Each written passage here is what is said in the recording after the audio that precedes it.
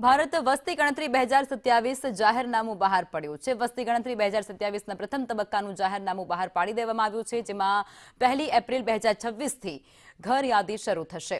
30 September 2026 સુધીમાં ગણતરી ચાલશે। રાજ્યોએ 30 દિવસનો સમયગાળો પસંદ કરવાનો રહેશે, જેમાં 1 એપ્રિલથી 30 સપ્ટેમ્બરની વચ્ચે 30 દિવસનો સમયગાળો છે।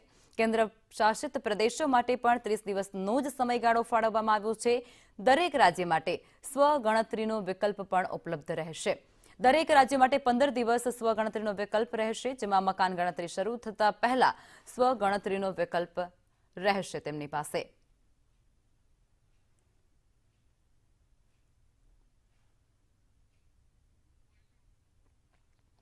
તો વસ્તી ગણતરી 2027નું જાહેરનામું બહાર પાડી દેવામાં આવ્યું છે, અને આ પ્રથમ જાહેરનામું જે બહાર પાડવામાં આવ્યું છે તેની અંદર અનેક બાબતોનો ઉલ્લેખ પણ કરવામાં આવ્યો છે।